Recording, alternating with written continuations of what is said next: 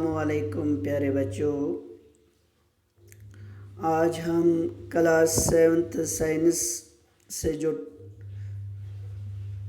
Topic discuss करने जा रहे हैं वो है रिप्रोडक्शन इन प्लांट्स। पिछले लेक्चर में भी हमने इसी टॉपिक से डिस्कस किया है। आज हम क्वेश्चन नंबर 2 डिस्कस करेंगे। चलिए देखते हैं क्वेश्चन नंबर 2 क्या है। Describe the different methods of asexual reproduction, give examples.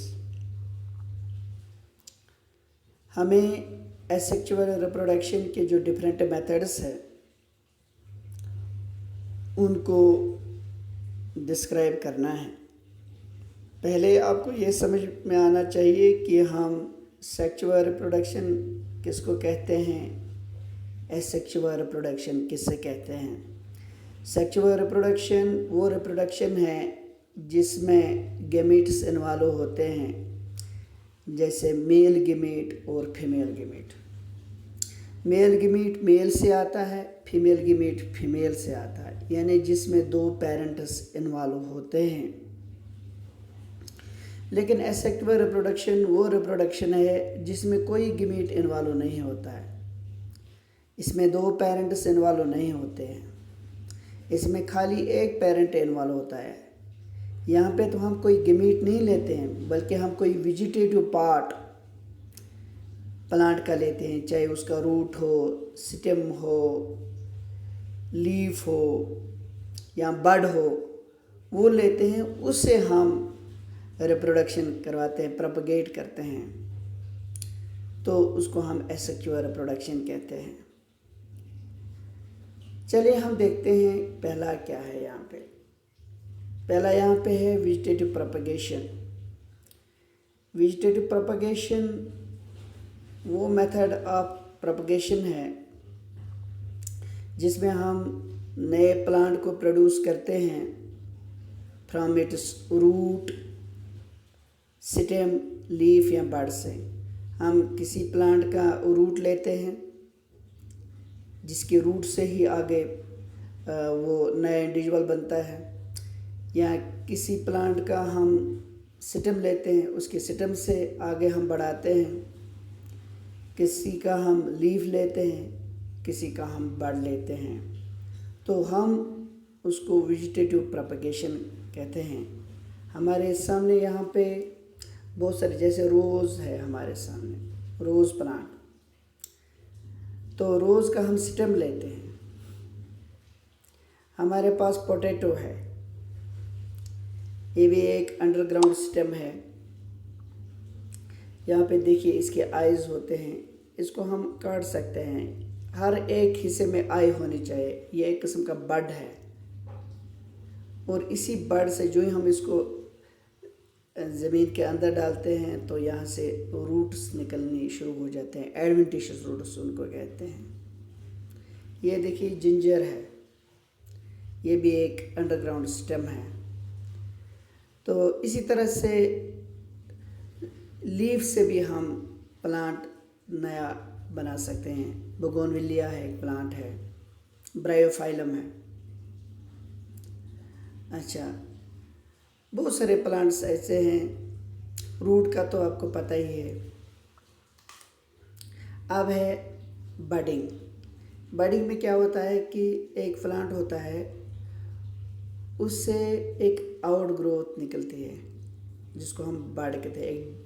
एक बड जैसा होता है, या एक आउट ग्रोथ जैसी डेवलप होती है एक खास साइट पे। इसको फिर बाद में हम क्या कहते हैं, इस बड को हम डिटैच करते हैं पेरेंट प्लांट से, और इसको हम अलग से सॉइल में डालते हैं, और ये इंडिपेंडेंट इंडिविजुअल के तौर पे ग्रो करता है।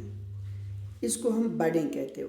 और अगर ये हम देखेंगे, ये हम हाइड्रा में देखते हैं कि एक आउट ग्रोथ से निकलती है, इसको हम बड कहते हैं। थोड़ा ये बड़ा होता है, फिर हम इसको डिटैच करते हैं पेरेंट प्लांट से, तो ये नए इंडिविजुअल के तौर पे ग्रो करते हैं। फिर है फ्रेगमेंटेशन। फ्रेगमेंटेशन में क्या होता है कि मिसाल के तौर पर हमारे पास कोई इंडिविजुअल है, इंडिविजुअल प्लांट है या कोई भी प्लांट कहिए हम, तो इसको हम फ्रैगमेंट्स में तोड़ते हैं, काटते हैं। हर एक फ्रैगमेंट इंडिविजुअली ग्रो करता है। ये देखिए, ये पहले एक था, अब इसके दो हो गए यहाँ पे, तो ये अलग से ग्रो करेंगे इसके ये fragments. When water and nutrients are available, algae, especially algae spirogyra का अगर हम एग्जांपल लेंगे, कशीर पर वनान नाग हिल, तो अगर इसके हम फ्रैगमेंट्स करेंगे, टुकड़े करेंगे, हर एक टुकड़ा नए स्पायरोगेरा में ग्रो करेगा इंडिविजुअली, तो इसको हम फ्रैगमेंटेशन कहते हैं। यहाँ पे कोई गिमेट इन्वॉल्व नहीं हुआ। इसके बाद है लास्ट में स्पोर फॉर्मेशन। कुछ प्लांट्स है जो स्पोर्स बनाते हैं। फॉर एग्जांपल अगर हम बात करेंगे फंगस में, वहाँ पे क्या होता है कि स्पोर फॉर्मेशन होती है। ये एक हाइफी है, हाइफी, ये यहाँ पे स्पोरेंजियम है। इसी स्पोरेंजियम के अंदर क्या बनते हैं, स्पोर्स बनते हैं। वही स्पोर्स जब बाहर निकलते हैं, जब ये मैच्योर हो जाता है स्पोरेंजियम, तो ये अलग से अलग प्लांट बनाएगा, इंडिविजुअल फंजे प्लांट बनाएगा। तो यहाँ पे कोई मेल गमीट या फीमेल गमीट इन्वॉल्व नहीं हुआ, तो इसको भी हम एसेक्सुअल रिप्रोडक्शन में डालते हैं। The spores are asexual reproductive bodies. Each spore is covered by a hard protective coat to withstand unfavorable conditions such as high temperature and low humidity, so they can survive for a long time.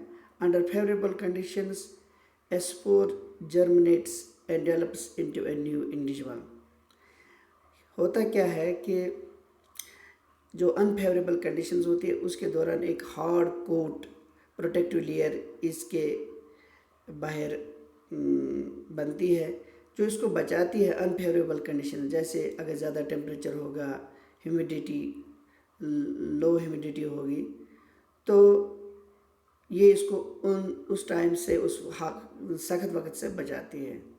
जब favourable conditions आते हैं तो ये germinate होते हैं, ये spores और नए इंडिविजुअल में तब्दील होते हैं। आज के लिए इतना ही, शुक्रिया।